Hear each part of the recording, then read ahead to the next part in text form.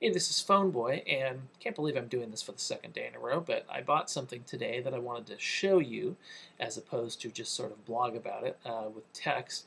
I figured this would be a little easier than trying to take snapshots and do all of that garbage.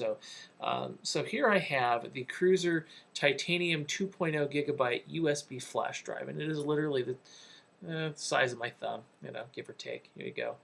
And it also has this nice little retractable, if we can fight with it here, to plug into the USB. So that's kind of a nice thing.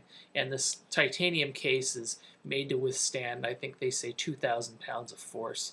I'll believe it when I see it, but it's still pretty rugged. And that's a good thing because the drive that I'm replacing it with is this little thing that I got. It was about 20 bucks, and as you can see, it's about the size of a couple of pennies. Well, it just stopped working. It will work sometimes, it won't work other times, and I figured, well, I don't have time for that, so let's get a new one. And this drive was about $65 at Costco, and hey, can't go wrong with that. I'm sure I could do cheaper with another kind of drive. What this drive came with, in addition to 2 gigabytes of goodness, is there's some software on it, and it's called U3. And what U3 does is, if you're a Windows person, it will give you the ability to install applications that are specially designed to sort of be self-contained in this little environment. And what it allows you to do is essentially take your computing environment with you. You've got your documents and you have your applications in there. And they're in this, you plug it into a random computer and you have access to your applications and your documents. So it's kind of a nice idea, but the reality of the situation is you could probably get around that in any number of ways. I would be very careful about plugging my data into an unknown computer. I tend to not give out my flash drive freely to people, or I don't store important data on it. I mostly just use it as a way of, I guess, a sneaker net, moving data between computers. It's not, it's not a permanent storage thing. I know some people do that.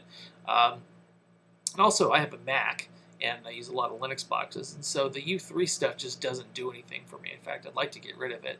Maybe I'll go ahead and wipe the drive with and repartition it, so that when I stick in the drive into my Mac or my Linux box, I don't see this little CD icon that wants me to install stuff that I can't use. So, well, I'll get rid of it one way or the other, or I'll just leave it. I may not actually use the 2 gigabytes, all of it, but it's nice to know that I can have that space, and it's nice to know that the drives are getting so much cheaper. I mean, I remember trying to buy a 1 gig drive, and it was it was like 150 bucks or 200 bucks, and now I can get 2 gigabytes for 65 bucks. That's what it cost at Costco after the coupon.